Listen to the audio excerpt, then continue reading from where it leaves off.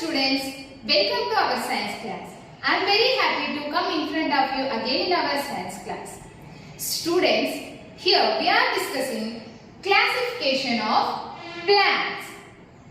According to the plant size, plants are divided into 5 groups.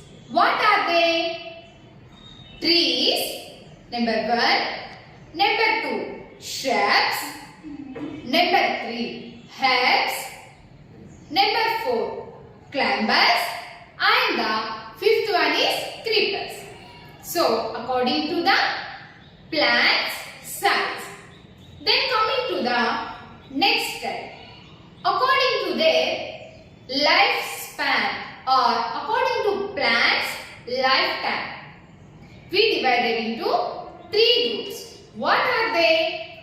Annual plants, biennial plants and perennial plants. Here I would ask about our previous step. I would ask some questions on our previous topic.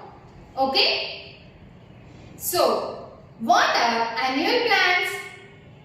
Yes, some plants have 1 year lifespan. They are called annual plants. Give the examples of perennial plants: mango, neem, rose and hibiscus. So, give the examples of biennial plants as carrot, radish and turnip. I hope students you all have said the correct answers. So, here today we are going to discuss about classification of plants on the basis of flowering nature. What? On the basis of flowering. Flowering means produce flowers. So here, on the basis of flowering, plants are classified into 2 groups. How many groups? 2 groups. The first group is flowering plants and the second group is non-flowering plants. Here the words itself shows that meaning. Flowering means which plants produce flowers. They are called flowering plants. So here I write the definition. Some plants bear flowers. They are called flowering plants. Bear means they produce the flowers. So here examples of flowering plants. So students, give the examples of flowering plants as hibiscus, rose, jasmine, sunflower, marigold. Which plants give flowers? They are called flowering plants. Next, these flowering plants helps to produce the next generation. Next, coming to the second group. So, the second type is what? Non-flowering plants. Means, non-flowering means they do not produce flowers. So, here non-flowering plants are the fully opposite to the flowering plants. Some plants does not bear flowers. They are called non-flowering plants. Here, flowering plants bear flowers. And some plant does not bear. Does not means they do not produce any flowers. So, they are called non-flowering plants. Here, examples of non-flowering plants are bacteria, algae, yeast. These all are the examples of non-flowering plants. Students, which plants bear flowers? They are called flowering plants. So, you observe so many flowering plants in our surroundings. Here, we also observe non-flowering plants, but we do not identify them or we do not take care of them. So, students, here I would like to ask one question. When the water stores heavy in in one place, what will form in that place? Yes, green color structure is formed in that place. That is called algae. Here I explained algae belongs to non-flowering plant. Students, once look at this algae.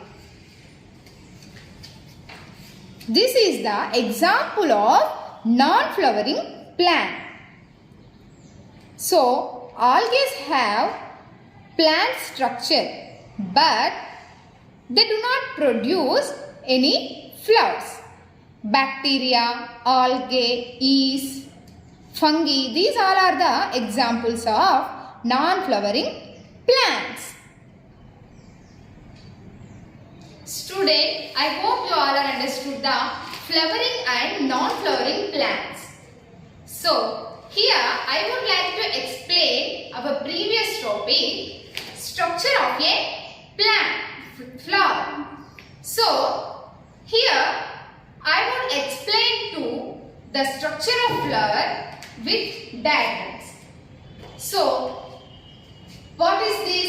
This is a structure of flower. Here, the green color parts are called sepals. So, sepals, and the colored parts are called petals. Here, the colored parts are called petals. Next, the small fibrous like structures are called male reproductive organ stamen. What is this? Stamen. When we draw the stamen structure on the blackboard, once look at the blackboard, children. Stamens are like this.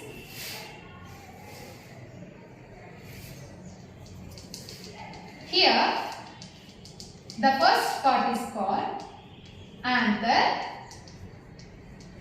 and the thread-like structure is called filament. Next, the tiny powdery-like substances are called pollen. Here, anther produce pollen.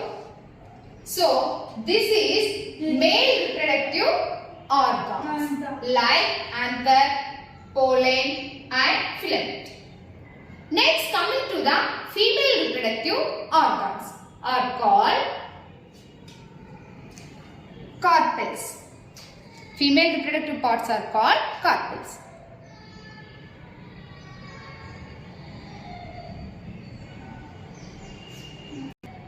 Students, this is about male reproductive organ. Then come to the female reproductive organ. Here, this is the female reproductive organ structure. The first one is stigma. Second one is style. Third one is ovary. And the fourth part is ovules. Ovules are present inside the ovary. Children, here observe the blackboard. I draw the female reproductive organ in flower.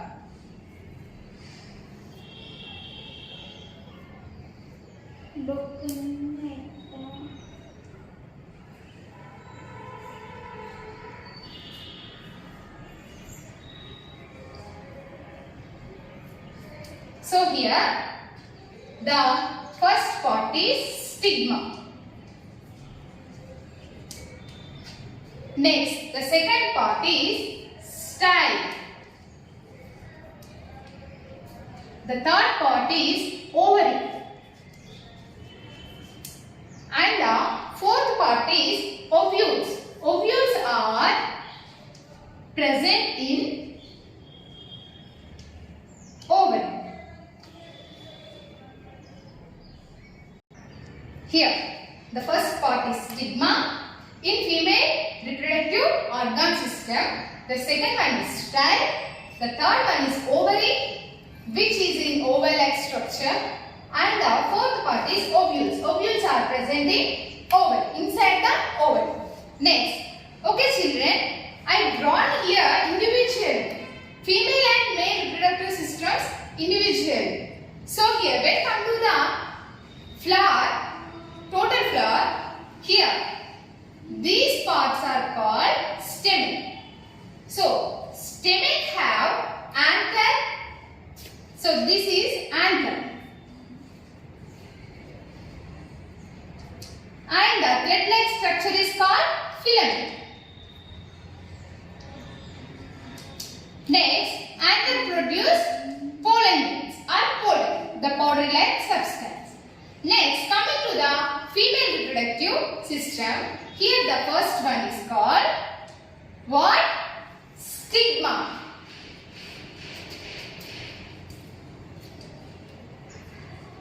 Next, the continuation part of the stigma is called style. The tube-like structure here, style. Next, the oval-like structure is called ovary. Next, ovary produce ovules. Here, inside of the ovary is called ovules. So, this is the structure of a flower and their parts. Okay children, I hope you all are enjoyed this class and you all are understood this topic very well, and we will meet in our